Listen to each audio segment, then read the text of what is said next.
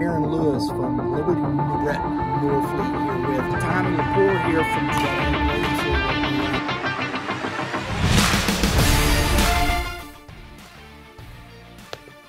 Hello everyone, welcome inside the Red Earth Production Studios for another edition of YBMcast powered by Game 7 Baseball.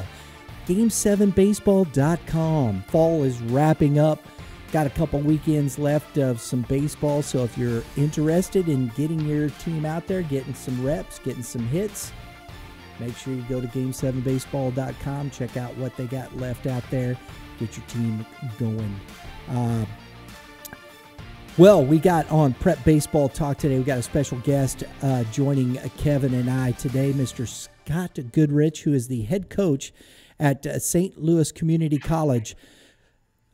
Coach, how you doing? Real good. Thanks for having me on today. Appreciate it. We appreciate you being here. And as always, joined by the guru of prep baseball, Kevin Moulder. Kevin, how's it going, buddy? Going great. Glad to be here. Absolutely. I don't know, because you brought this up. Is it Merrimack? Is it St. Louis Community? We could talk about the history of that. I don't even know how long. About 12 to 13 years ago, St. Louis Community College consolidated the athletic department. So, back when Kevin played at Forest Park, we had baseball at the Merrimack campus, baseball at the Forest Park campus, and baseball at the Flow Valley campus. And that was the same for men's and women's soccer, men's and women's basketball. And right around 2010-11, St. Louis Community College consolidated the athletic department. So now there's just one baseball program, one softball, men's, women's soccer, men's, women's basketball, and women's volleyball. It's at one campus. So baseball is on the Merrimack campus. It was always St. Louis Community College, but really people in St. Louis always just referred to it as Merrimack, and people referred to it as Forest Park, and people referred to it as Flow Valley. But it was always St. Louis Community College. And when they consolidated, we just merged under the banner of St. Louis Community College. So for a long time, the first handful of years, we still just referred to it as Merrimack because that's how people knew it. We've tended to get away from that just organically. You still get a lot of the old timers that played at Merrimack way back. They still refer to it as Merrimack, and we do the same thing. I mean, heck, even our scoreboard says Merrimack still. So the field is at Merrimack. We play out of Merrimack. Students can attend classes at any of the campuses and play for us. So that's beneficial to some kids that live maybe outside of the Kirkwood area, the South area. People in the city can go to Forest Park. People west can go to even Wildwood, and any of the North County kids can still go to Flow Valley. But we are under the St. Louis Community College banner. If you ever look up our statistics on the NJCAA website, it's St. Louis Community College. Oh, that's interesting. I wondered about that. So they could be attending classes at the Flow Valley and playing baseball down, and then they have to go down there to practice and all that, correct? Absolutely. And because they have to be on campus anyway for practice, most of our guys end up taking the majority of their classes at Merrimack.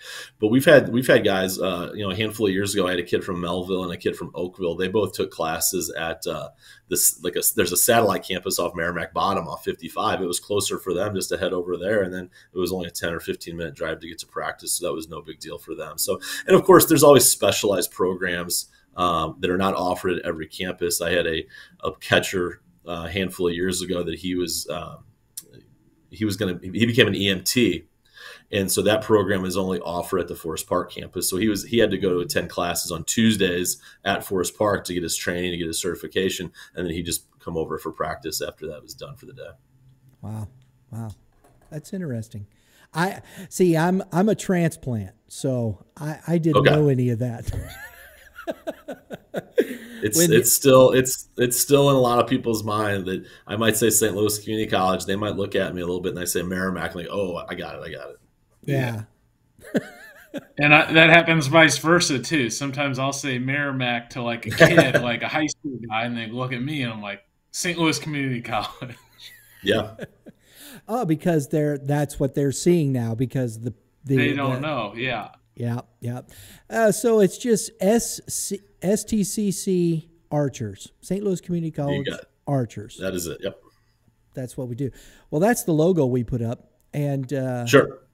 I appreciate you. It was fun talking with you at the PBR event we had over at GCS, Scott. Really enjoyed that. But I got to do this first because, as I said, I am a transplant, and I know the Cardinals finished up, the year. I gotta ask you guys, what'd you see there? I know everybody's kind of beating up Ollie Marmol. Being coaches yourselves, what do you guys see there? It's curious to me. Go ahead, good pitching beats good hitting. Yeah, there you go. See, I love that. That's just a coach's perspective, right? Kevin, your thoughts? Yeah, it's just, it's a 2-game, it's a small thing, and, obviously our bullpen fell apart a little bit that last game, and, it's just 2 baseball games. That's all. And like Scott said, they pitched great, we pitched good, and, it's tough to hit when it gets postseason time. The way you score runs is off a run or an extra base hit, and that was kind of the story of the series. I find it interesting when the papers start beating up. It's Marmol's first year, and they start banging on him and stuff. And I think to myself, well, especially with the analytics stuff, and people are like, oh my gosh, But I'm watching Dave Roberts last night pull Julio Urias out of the game after 5 innings with 68 pitches. Yep. I mean, what's different? The Dodgers won because their bullpen didn't give up 6 runs. I mean, it's just the short and tall of it. I mean, I hadn't seen Helsley fall apart like that all year, and he just picked a bad time to have a bad day. I mean, one bad inning ruined the series. I think it's tough, and you guys can, and I think this is interesting for players to understand. Coaches can make a decision, and the decision is good or bad based on whether the player performs, correct? Yeah, I can't think of many. I can't think of many times where, as a coach, you make a decision hoping that it fails. And you're trying to put people in the best situation to be successful, and hopefully, you get your right matchup, or you put a guy in for a certain reason, and it's for him to be successful, not just flipping a coin. And obviously, at our level, a little bit different than the big league level, but I mean, you're just trying to do what's best for the group to win games. Exactly. I think it's just interesting to me how we do that, and I know people have to have something to talk about, just like kind of we do here. But I just don't know why they're beating up Ollie so much. I mean, first year he made some decisions. There were close ball games. Give the guy a little bit of a break. That's just my opinion. So there we go. Enough of that. I'm bleeding kind of blue though right now, because I grew up a Dodgers fan, and that's kind of. Oh, bleeding blue means you're a Blues fan around here. That's right. Right. So nobody knew unless I brought it up. I should have just said I'm bleeding blue, and everybody would have been, oh, great. Opening night on Saturday. There you go. Scott, I want to get into this a little bit, and Kevin, you can jump in with any questions. Just go ahead. How did you get started in your career in coaching? What brought you on that path? Well, like we mentioned earlier, I played at Harris Stowe, and I played there from 96 to 99, and I'm sure I'm no different than any other kid playing. I think we all envisioned ourselves ending up in the big leagues as a player, and then one day you kind of wake up like, that might not be where I end up. Coaching was always on my radar as something that I wanted to do. While I was playing, actually, it was after my junior year of college, I started to look into some ways to help coaching. I had played American Legion baseball growing up. I knew a lot of people in that area still. I reached out to some people, and they put me in touch with, just by chance, a gentleman by the name of Bob Worrell, who was involved with Crestwood Legion for a minute, and then he went over and took over the Kirkwood Legion program right as I was finishing up playing. And I've known him since I was 14 years old. I reached out to him about a coaching opening, and I started coaching at the junior varsity level in Legion.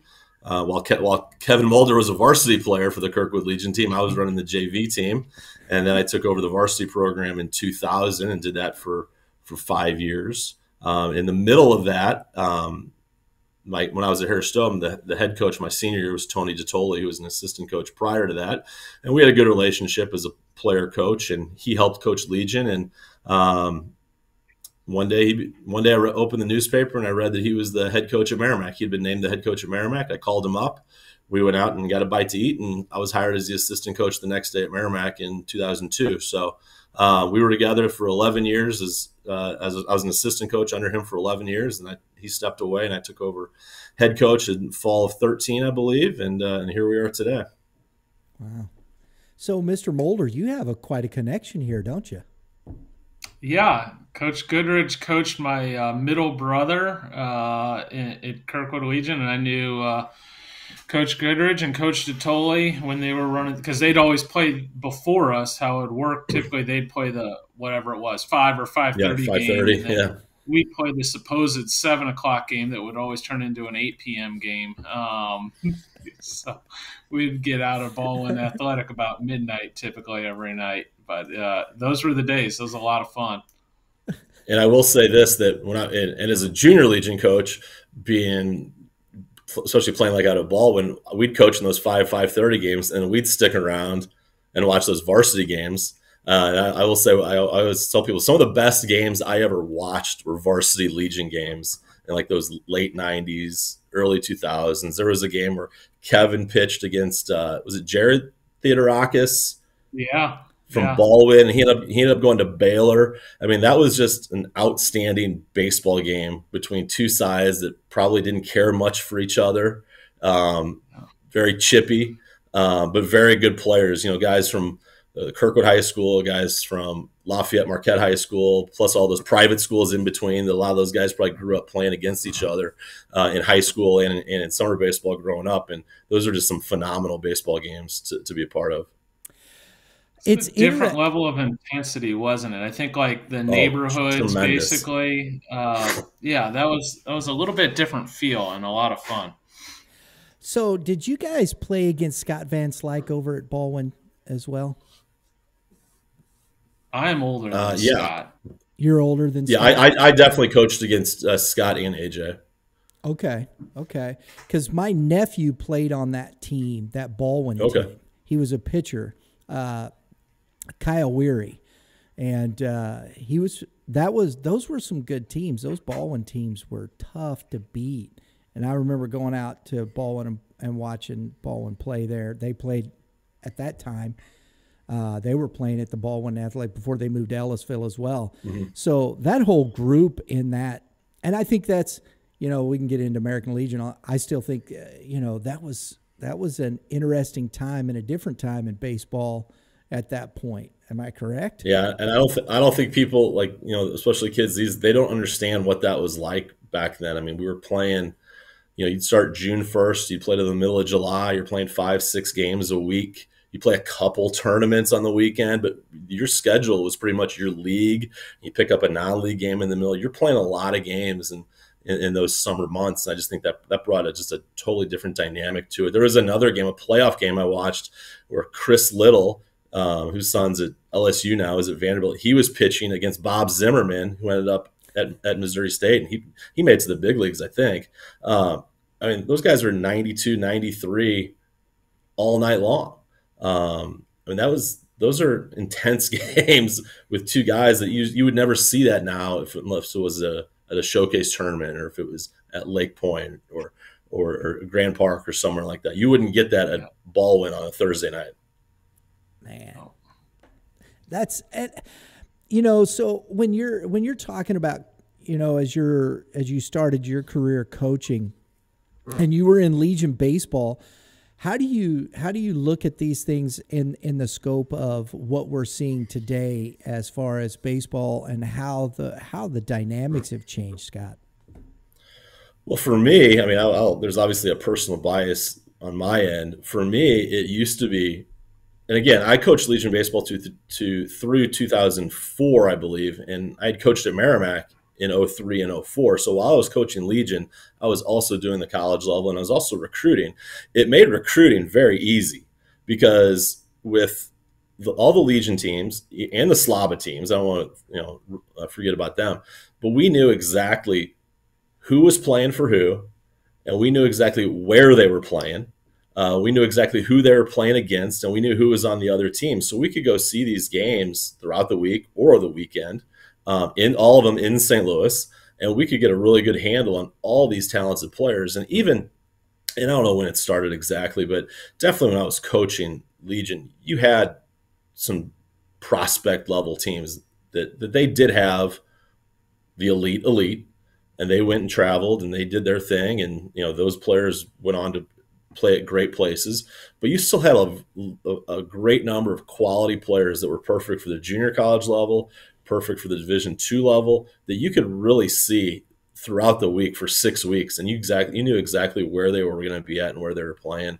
So from a recruiting standpoint, it's way different because now you have everybody that plays Friday through Sunday. There's going to be a lot of overlap. It's going to be, you really have to know who you want to see and when they're going to be and where they're going to be, and hopefully it matches up with another guy you want to see that's playing in the same tournament close by, so you don't have to drive from CarShield to GCS back to CarShield 2 or 3 times in the same day to see the guys that you want to see. That's just the way it is. But that's what's changed so much for me, to be able to see players and to see them enough too. Because if you see a player on one weekend in St. Louis, they might be playing in Cincinnati the next weekend. They might be in Kansas City the weekend after that. You might not be able to see them for another 3 weeks.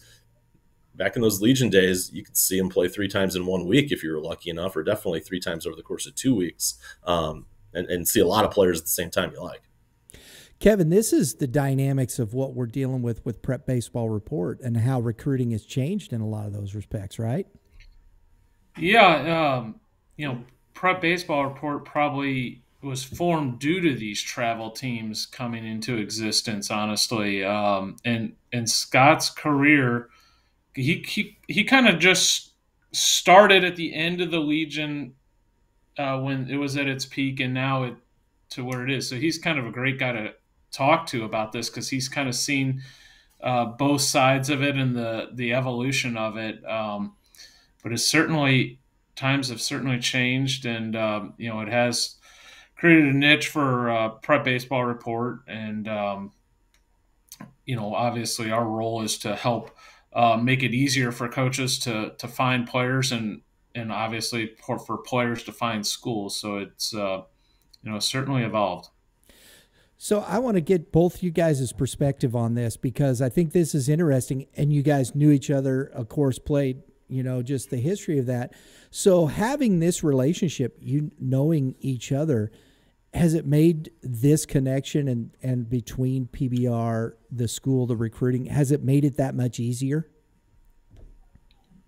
Well, I will speak first on this. Like the resources that are available now are tremendous. I mean, they truly are. And you can look at the PBR website and you hear about guys. You can look at their profile. You can see some things. You can check out video. That has definitely helped. For me personally, we just did a scout day for PBR with Kevin a couple weeks ago with our guys. So I definitely get the benefits of it from both sides, because now we're trying to promote our players to 4-year schools, and all these 4-year schools that they're recruiting high school kids already. They're using PBR to see these profiles and get their data. And now we can get the junior college guys out there too. So it's just as hard for 4-year schools to recruit junior colleges in the spring as it is for them to recruit high school kids in the spring. So now what we do with PBR is we have that day where we get all of our guys taking BP. We get all of our data out there too. So now the 4-year schools can look at the junior college coaches and check out their guys. So if I promote a kid, I can tell them, hey, we did a PBR day. Go check our stuff there. So that's a tremendous help for us on the recruiting side, for us moving our guys forward. Kevin? Yeah, well, and definitely, and I've been on, I guess, 2 different sides of it with Scott, because I was, coach for 16 years before I started PBR. So I recruited St. Louis Community College, or before St. Louis Merrimack, and whether it was from St. Louis U, Central Missouri, or Murray State. I got a number of guys from Coach Goodrich, and it does make it a little easier when you have a relationship with the guy. Scott says he has a player, then I'm going to try, it's worth going to see or recruit, and that makes it a little more comfortable. But usually you're not that fortunate, and but it is nice when you have a relationship and history to draw on. And it's also nice for me that if I need a catcher for next year, I'm like, hey Kevin, do we know of any high school kids out there that I might not know of? Or hey, there's a kid that was going to go to school A, but he's thinking it's not going to work out. That has helped us a lot too. I think that's the biggest interesting part of this is, like you said, we came out of that, where American Legion and Slava, and I think there's places for all these things, but where you're dealing with even in the state, are you able to travel as much, getting that the sport is growing even in the state? You've got so many players, like you said, even high school players, Kansas City, Southwest Missouri and whatnot. How can you get to all those people? You only have you're only have so many people, I'm sure. The recruiting process has changed, I think, dynamically rather than just, in that situation. And I'll say this, the recruiting process has even changed over the last 2 years or so. Now, the transfer is so prevalent. Not that there wasn't always someone that, David Freese came back to St. Louis Community College. It was a little different scenario. He didn't play baseball, but he came back. So you get some good transfers. But now, one of Coach Goodrich's one of their top arms is a transfer from Mizzou. So, keeping guys in the loop. Hey, I heard about so-and-so might be leaving at semester. Typically these guys look to bring in guys during the winter month or in the summer from the four-year school. So it is continued to evolve. Scott, let me ask you this. How difficult is it sometimes then to juggle when you're talking to a high school player that's looking at the JUCO route, and then you have a player that's transferring back from a school that, for whatever reason, how difficult does that become? Well, the trickiest part is that you just don't know who's going to transfer, and you don't know when they're going to transfer. So as we start planning right now, as we start planning our 23 graduates based on where we're at right now, we have a couple needs in some very specific areas. Obviously, everybody's always looking for pitching, but we can't sit and rely on thinking, oh, we'll just pick up a couple transfers from the transfer portal. We can't base it on that. We have to look at our specific needs that, we obviously every year at junior college, we're always going to be losing a lot of players. So we're always going to be bringing in a lot of players every year. So it's not that specific in a sense, but there is only so much money to go around. There's only so many scholarships to go around. So we do have to be very specific at this time of the year on earmarking guys that we think, all right, this is a guy we like. This is a guy we think can come in right away as a freshman and play. But at the same time, well, what happens if so-and-so wants to leave their four-year school, or it's not working out, or they want to come home, or whatever the case may be. So we will definitely leave a little bit of wiggle room for us at the end of our season into the summer to pick up a guy if that's the case. And again, there's always a lot of high school kids that kind of slip through the cracks until the summer. We've picked up plenty of kids over, after they graduate high school. And sometimes that group of players, they come out to be role players for us. They contribute a little bit. We've had plenty of guys that we pick up in the summer that they come in and are big contributors for us for whatever reason. They just weren't big on the recruiting show, whether it's because they played a lot of other sports in high school. They just weren't out there enough. Maybe they had an injury at some point. So we always hold a little back to the end just to see what's available in the summer, mainly in case of transfers. But we just can't be content with saying, okay, we'll wait to get a player over the summer as a transfer. That's a dangerous way to go. If there's a pitcher, we can always find room for pitchers, that. But and for me, I don't like having too many guys on my roster in the fall either. I know a lot of junior colleges, and trust me, we've been guilty of that for many years. Too many players in the fall can make it difficult too. So we just have to make sure we find that right number that we like, and with the dynamic of whether it's a guys that can play multiple positions, or guys that we think can help us on the mound, and maybe they can help us at the plate as well. We just try to manage it that direction, but we can't just sit back and rely on, we'll get a couple transfers over the summer. Hey, Scott, I'm a huge proponent of junior college baseball. I'm a product Oh of yeah, it, played it yeah, myself, recruited it when I was at the 4-year level, coached it.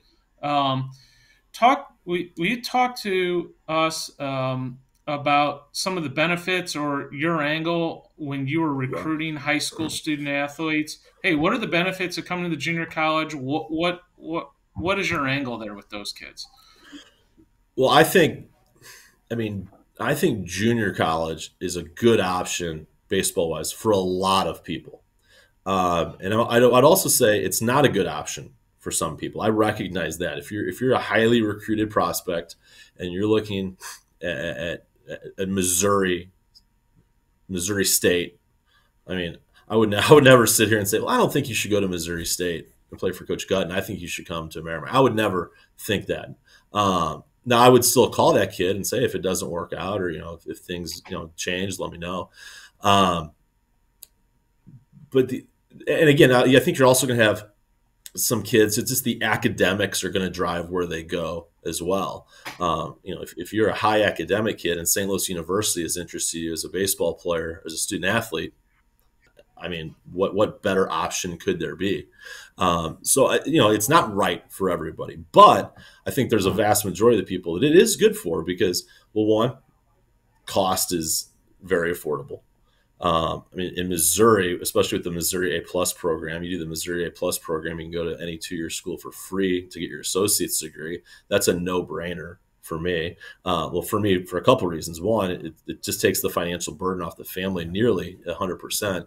But also, if there are some other financial commitments that we can make, it helps out tremendously. And most of our players are from St. Louis, and most of our players live at home. But we have a pretty good number of our group that are not from St. Louis, and whether that's from Central Missouri, whether that's from Canada, whether it's from Florida, those players it's going to cost them a little bit more to come to St. Louis Community College. So that frees up some of our money to get some different players. But also those kids that are from Missouri, if they're part of the A Plus program, we can help them out in some other ways with housing or with book money to really keep the costs minimal. So the financial aspect is huge. I would think as a parent, I would say that's a huge huge benefit of junior college in the state of Missouri. And the other thing is playing time. And I think sometimes there's some misnomers on the internet I read about, go to junior college because it's 100% scholarship. Well, not every junior college is 100% scholarship. We're not going to be 100% scholarship because we do not have any on-campus housing. For a St. Louis kid, we can probably get them 100% scholarship. The other thing I see is, playing time. Well, yeah, just because you go to a junior college doesn't mean you're going to play. We're going to have 40 guys on our fall roster. Only 9 of them get to hit at a time. And even in a fall game, we're probably only going to throw 4 or 5 pitchers at a time. So playing time is not going to be guaranteed, but I think that the thing that can be guaranteed is opportunity. Just because fall baseball at junior college, we can do so much. And I think we're allowed to play 16 dates in the fall. And 16 dates is a lot of dates. And we're not going to get to our 16 this fall, and we're still going to have an opportunity to play a lot of games against a lot of different schools. We can inter squad quite a bit. We can do a PBR scout day. We can get our players in front of a lot of different eyeballs during our fall season. I think a lot of 4-year schools utilize that opportunity to get out and recruit junior college players. And I think St. Louis is we're in a good spot too, because it's very easy to get to St. Louis from Interstate 70, 64, 55, 44. You can fly in if you need to and get to our campus in 20 minutes. So there's a lot of opportunities to get seen and a lot of opportunities to play. And we do a lot of inter-squad games during the fall as well. And we like to set up our inter-squads in situations where we might have Team A play against Team B, and we might fix the scoreboard where we're going to start the game in the 5th inning and Team A is up 4-1. So Team B has to figure out a way to come back and win that game, and Team A has to figure out a way to hold that lead. So we can create a lot of situations and scenarios through inter-squad practice that you might not see those situations until the spring. And a lot of 4-year schools that might be minimized in the amount of fall ball games they're allowed to play, they might not. They just want to play it straight and just play so they can evaluate their players.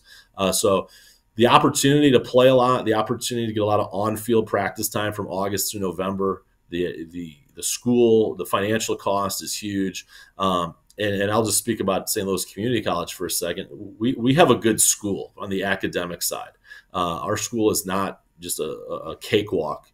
You come out of St. Louis Community College with your associate's degree, you're going to be prepared to move on and be successful in the classroom wherever you go. I'm sure you guys know Rick Lessman. When Rick Lessman was the head coach at Merrimack for like 100 years, when he left Merrimack, he ended up going to Washington University as their head baseball coach. And he would frequently recruit our players, and he would tell our guys, if you can get a 3.0 at Merrimack, you can come here and get a 3.0 at Washington University. And we didn't have a lot of guys go that route, but we have had a couple that went that route. So our guys are going to be prepared on the academic side as well. And then if they have to go to a 4-year school and that financial commitment becomes a little bit higher than it was with us at the 2-year school, they've had the first half of their academics paid for, or at least have a very, very small financial burden, which is probably the number one benefit of junior college. Yeah. One thing to touch on the academic piece, two things. One, you started at a St. Louis Community College or any junior college, and Coach Goodrich is right. Like, hey, there's certain guys. I remember coaching at St. Louis U, and I'd be recruiting a player, and we'd lose them to an Ivy League school, a Harvard or a Dartmouth, and I would always say, "That's wonderful. That you're going to the Ivy League. That's great." So for those type of guys, great. Their junior college is not probably the right place for you. But a lot of the other kids that falls into, I was going to say, I ended up getting an associate's degree, and then I have a bachelor's degree and a master's degree. The interesting thing about the master's degree and the bachelor's degree, there is not an asterisk on those degrees saying that I went to junior college. So I still have those degrees. So the other nice piece about the academic piece at the junior college level is when you get to that 4-year school, if that's what you're going to do afterwards, you're pretty much done with the stuff that you don't want to do. It's got your core curriculum knocked out, which are, like I was terrible at science.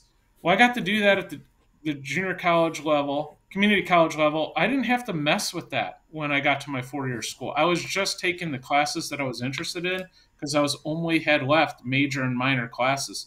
So I thought that was really beneficial from an academic standpoint as well. Some of the more challenging classes that you might not be as comfortable with, you can do at the community college level. And then when you're on to your 4-year, it's basically the ones you're invested in or interested in. I think that is huge because, like you said, when you're playing baseball, and I don't think a lot of these kids really, when they're coming from high school, I've seen this firsthand. You're going into college. I know maybe Coach Goodrich, you can speak to this. Some of the kids are still at home, so that's a little bit more of a benefit. But when you go away from home and you're there and you got school, you're practicing. There's a lot of pressure. There's a lot of things added to this. There's nobody there telling you, hey, you better get that done. You've got to do it yourself. You got to be that person that, how's the mentality changing? How do you grow up?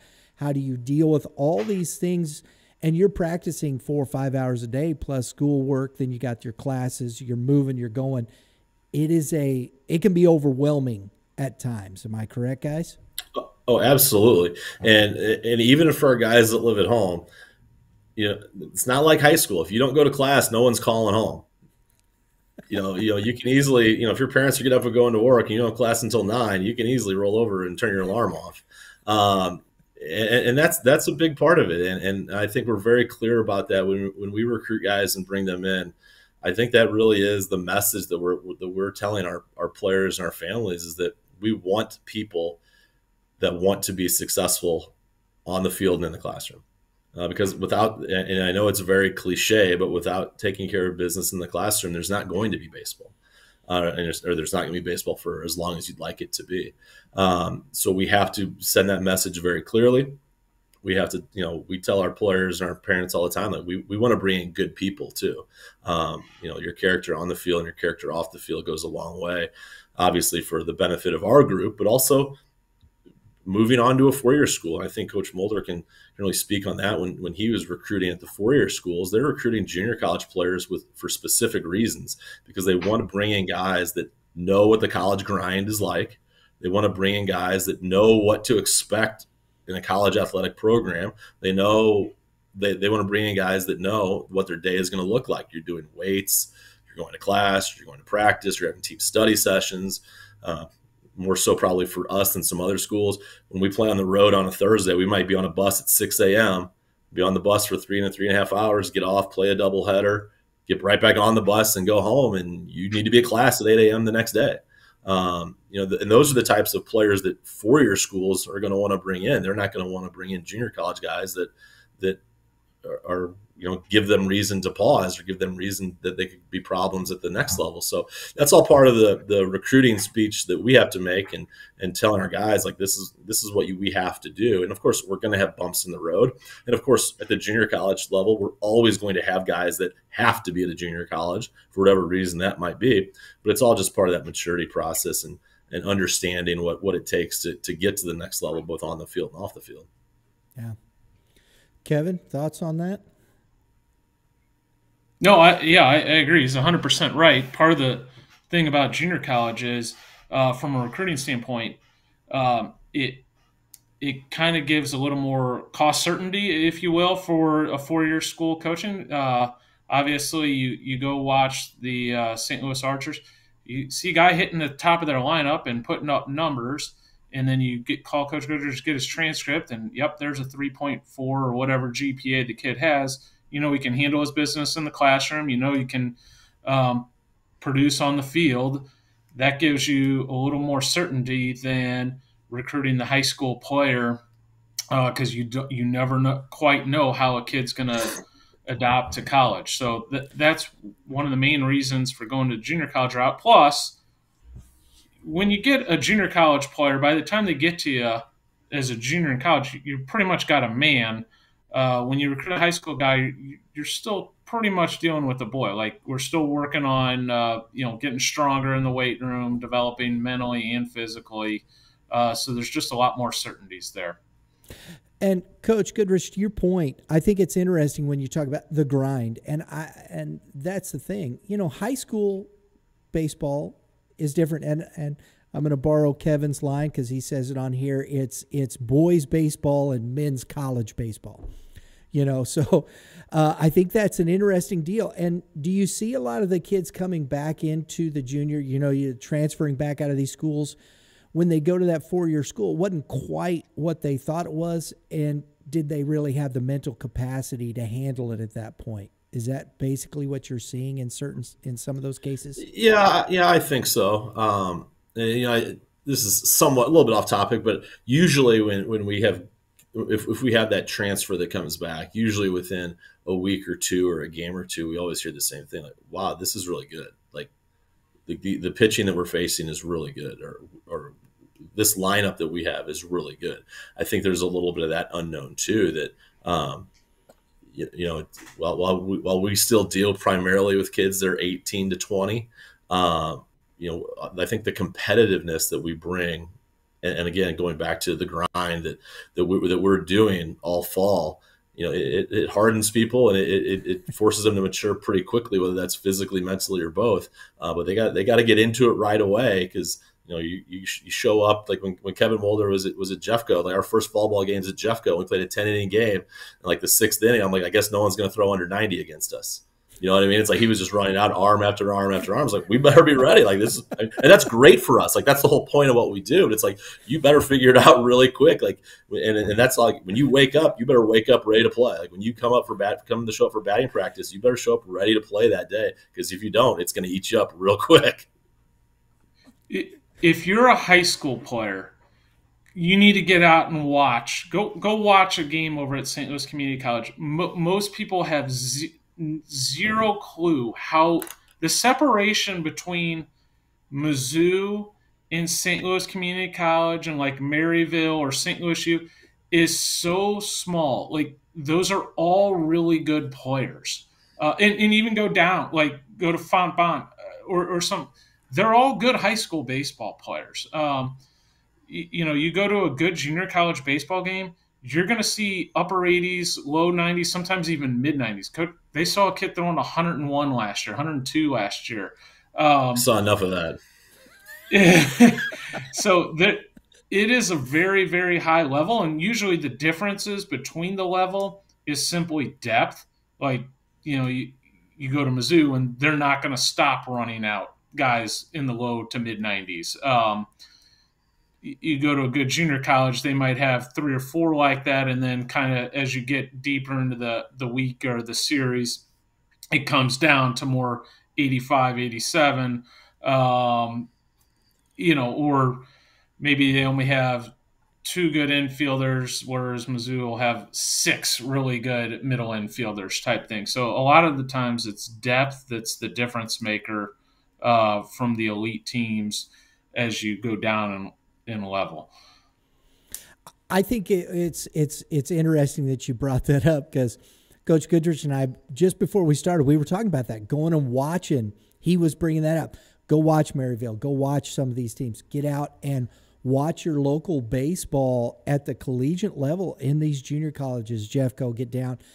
Because I just don't think, and as you said, we don't really understand the quality of baseball at these levels. And so if we're not being recruited by Mizzou or Missouri State, we're a failure. That's not the case. It just isn't the case.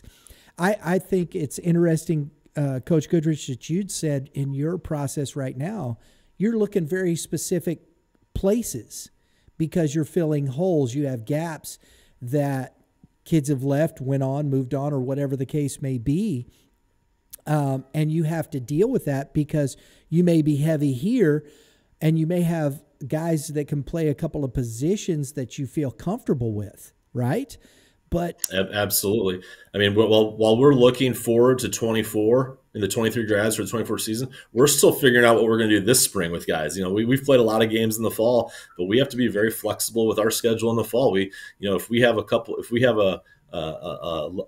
group of infielders that we think is a little maybe more talented than a group of outfielders at the plate, we got to throw some infielders in the outfield, see if they can catch fly balls. So we know who we can throw out there in the spring as our best 9 hitters. And so, yeah, it can be tricky because, and this happens every year too. It's like, just when you think you got it figured out, something's going to change. Or just when you think you got everything nailed down on recruiting, you're going to lose the guy, or a guy's going to pop up that you want to get.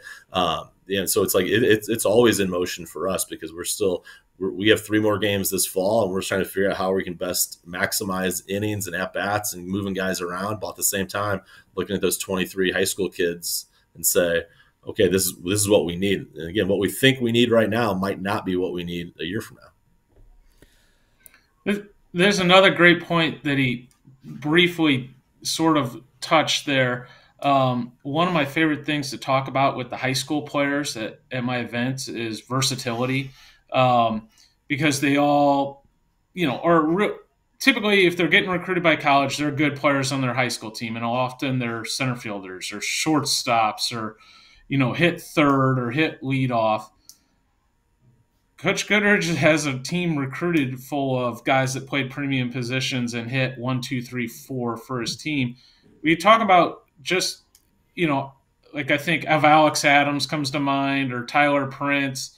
Just, hey, you recruited him as a shortstop. Yep. But does that necessarily mean that's where they're going to end up for you? And, how to get on the field as a freshman when maybe there's a returning starting, shortstop or whatever. Yeah, I mean, like those are 2 great examples for us. Both Alex Adams is a Lafayette high school kid. Tyler Prince is from Mexico, Missouri. And Alex Adams transferred to us, he was an outstanding shortstop that barely played shortstop for us.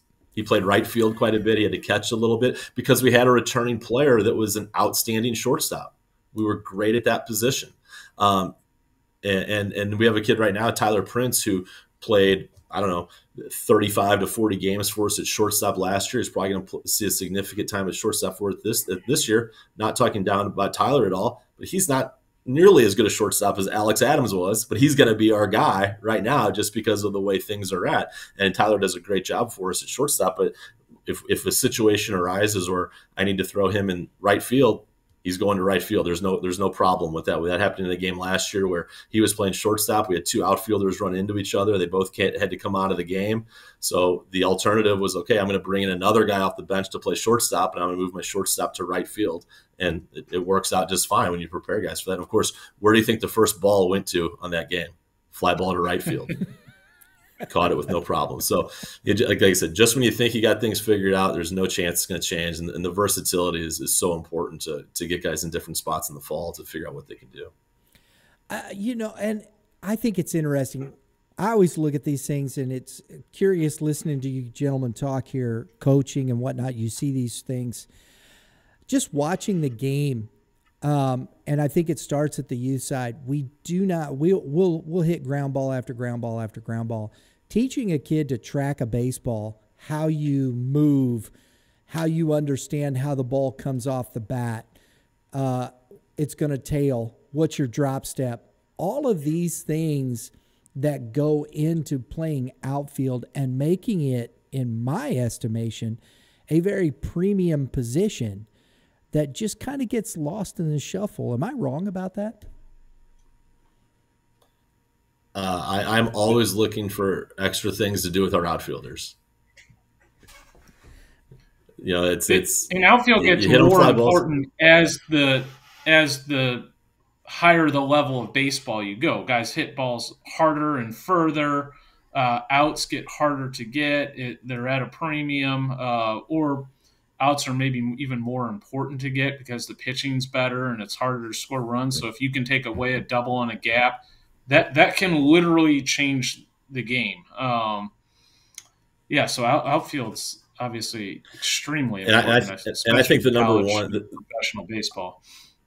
I think what we spend more time with our outfielders doing than anything is talking to them about the game.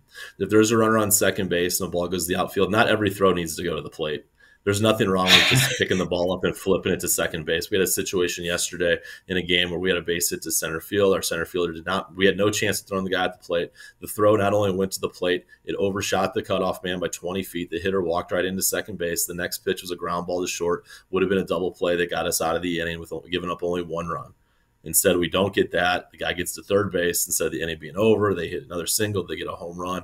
Inning where we give up one went to 4, just like that, because we made a bad decision with the baseball. I always tell our guys, with our infielders, we work a lot on turning double plays. We work on double plays a lot.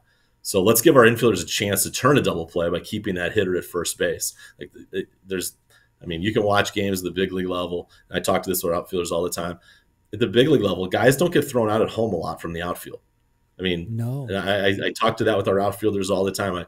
I talk about it at camps. I talk about it. I think it was Hunter Renfroe led the big leagues in outfield assists last year. He only had 18. He played 160 games and only had 18 outfield assists. And I'm sure some of those were backdoor double plays. I'm sure plenty of them where he threw the ball to the cutoff man and they got the trail runner going. I bet it wasn't 18 throws to the catcher.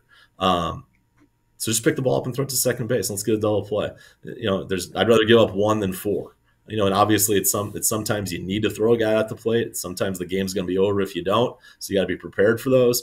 But it's really about the mentality of the game, understanding the situation, knowing where to go with the baseball, learning how to make throws from the outfield that the catcher can handle or the third baseman can handle, where you're not getting them in short hop situations. While at the same time, they can cut the ball off and we can keep those runners at first base. So it's more for us, it's more the mentality of how to play the outfield and what to do with the baseball in the overall team dynamic of the game. Go ahead, Kevin. I was going to say, he just got my blood pressure to rise, from my coaching days, thinking about all those situations. That just happened in game 2 for the Cardinals in the big leagues. Juan Yepes, who's traditionally not been an outfielder, the bases were loaded, nobody out late in the game, and I believe the score was 2-0. There was a ball to Juan in right field. He tried to bases were loaded. He tried to throw out the guy at third base. He had 0 chance of throwing the guy out at third base, and he was safe at third. And the runner from first advanced to second, and that's that'll happen even at the big league level, and it's vital. This is such a great time of the year for that too, because I tell our guys, watch as much baseball this month as you can, because you will see most of the times they make the right decision. But you'll also see guys make the wrong decision, and it usually comes back and hurts you. A lot of the things that we've talked about all fall, with these high pressure big league games on TV right now, a lot of times you see those situations and you see things that come up, and you hear the announcers talking about it and talk, oh, you should have done this or should have done that. A lot of the base running that we talk about, those things come up, and I'll put it in our group chat, like, I hope you're watching this Phillies Mets game or Phillies Braves game, because so and so just did this that didn't work out for them. It's usually a situation that we deal with on a weekly basis. I was waiting for another tweet from Coach Perkins about bunting after the Cardinals game. Because it's just, there you go. I think I like this thought process because we've watched, and we're talking about high school baseball, and there are some really elite programs around us. And to mention one young man in particular, because it's fresh in my mind, is Ty Sissel. At Francis Howell as a freshman playing in the outfield. He's a shortstop, and Kevin told me the first time I saw him, he goes, oh, this kid's a really outstanding athlete and a very good shortstop. But you had Jake McCutcheon there 2 years, junior, senior year. He's going to Missouri State, and Jake McCutcheon is a very good shortstop, hits the ball a ton. What are you going to do? Well, Ty Sissel's he's in center field, and he's fast. So if you're fast, if you got speed and you're a good athlete, take that time to learn that position. How do you do? And I think it's such an important part of the game at the younger levels. And Coach, I think you just hit the nail on the head and helping these kids understand, don't be afraid to go and play another position. My daughter played softball growing up as an infielder her entire life, and she got to high school and they moved her to left field as a freshman. Like, you want to play? There you go. There's your position. And now she's a freshman in college, and guess what position she's playing in college? The outfield. She never went back to the infield. So, you want to play? Have versatility. I love it. Youth coaches, please play your players all over the place. I understand you want to win games and do good, and you have only so many good players, and certain guys have to play certain positions. But it is vital for your kids to be able to know how to play multiple positions. And high school coaches, in practice, you're definitely going to put your guys in the spots where they need to for your team to be most successful. But during our practices, we would put, obviously infielders would sometimes we'd have them take a round in the outfield during BP where they'd shag fly balls. Or, hey, here's one for you. If you're the shortstop, that, obviously you're playing shortstop, but have them turn double plays from the second base position as well. Understanding the perspective of how it is to receive that ball from shortstop. Hey, I want that ball here as opposed to over maybe a little bit more to the right, and what that does to that guy playing second. Sometimes it's just going through it and understanding what that other guy's going through. So infielders being able to play third, short, second, even if it's just for the knowledge of, hey, this is what that other dude's going through on the infield. It helps you become a smarter player, even if it's only for that shortstop position. Good stuff. And I want to come back. We're going to wrap it up here, guys. But I want to come back, Coach, if you come back and visit us, because you brought it up there, Kevin, is, youth players, youth coaches, we know you want to win. And I think as we're moving up here, I think winning really gets important at certain high levels. Obviously, Coach, Kevin, you've been in that position. You're getting paid to coach at a high level. There is pressure to win, correct? It's just part of the game. And but in these lower levels with kids, it shouldn't be the pressure to win. I think it should be the for the fun of the game. Let's play. Let's teach the kids what the game is about. See if we can pass the information along, and move these kids into a position that they will be successful long term. I believe that very much. And as you can see behind me, we got all the programs back there, and I love these clubs. That there's some really good instructors at these clubs. There's some great people coaching at the youth. Craig Ringy is over at the St. Louis Legacy. I know he's working with those guys over there, and he was at SEMO, right?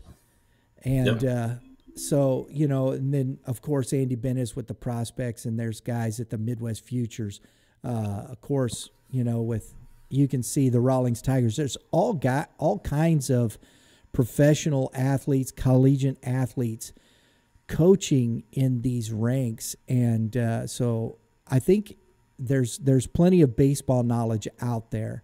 I think if we can put a little more premium on teaching the game, bringing that, let the winning aspect happen where it needs to happen at the high school and collegiate levels, where I think it matters the most. Personally, that's just my opinion. If you teach kids to play the game the right way, and you teach them to be versatile and play different positions, and you teach them hitting and throwing, you're going to win games organically. It's going to happen without the pressure of we have to do this to win. No, if you're just teaching kids to play third base a certain way, teaching kids how to catch fly balls in the outfield, teach them how to be, you know, solid hitters, you're probably going to win more games just that way.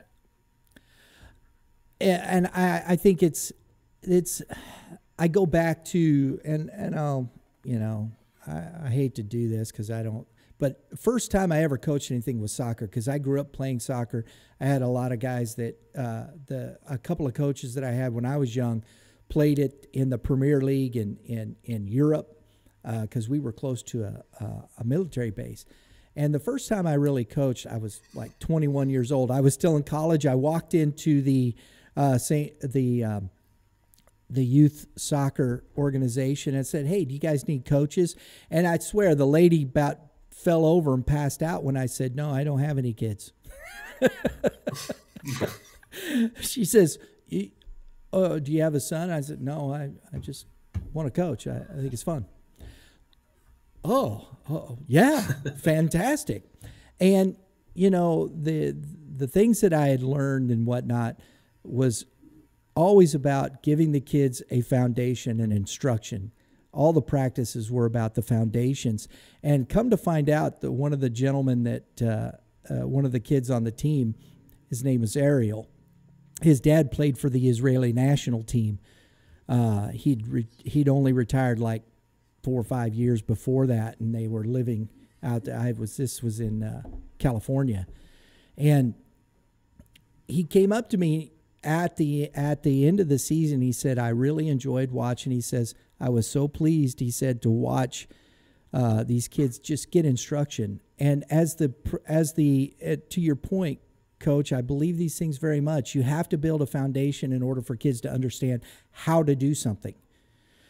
And by the end of the season, they were understanding formations, and I'm talking 5-year-old kids. They were understanding the formations, how to move a ball, how to get it to where you want it to be in order to be successful, to attempt to even score a goal. You know, usually you have the hive soccer, you know, it just kind of goes in bunches, and we had that. But learning how to move and direct the ball where you want it to go to put yourself in position to score, it's not different in any sport. And teaching kids how to do this, laying foundations, putting those things in place for them, they can understand it more than we realize if we'll do it at those levels. I believe in those things very much. So absolutely, there's my 5 cents. That's, I would say 2, but we got too much inflation. Sorry, couldn't help it. Anyway, Coach Goodrich, please come back and see us. I'd love to have you back. I'd love to have you. Maybe next time I can join you in studio. Absolutely. Maybe we'll get Kevin in here one of these days too. He's too far away. Come back in. I'm just messing with him. We love it. We appreciate it. Kevin's great. And I want to tell you, folks, I appreciate what Kevin Moulder has done for Prep Baseball Talk. The relationship that we're going, I wouldn't be able to sit here with Coach Goodrich without Mr. Moulder. So I appreciate everything that he's done for Youth Baseball Midwest, and that we get to sit and talk and have these conversations. And we hope that it benefits you, that you get something out of it. And if it is, please subscribe, hit the subscribe button, hit the notification, because that's what we do. You hit that dinger and you get your notification. It's always good to hit dingers, isn't it, Coach? More times than not, yeah. Exactly. So everybody, Thanks for tuning in. We do appreciate it. Have a great day in the Lord. All you pitchers, keep throwing strikes, and hitters, Kevin, go ahead. Hit them where they ain't. Exactly. We'll see y'all next time.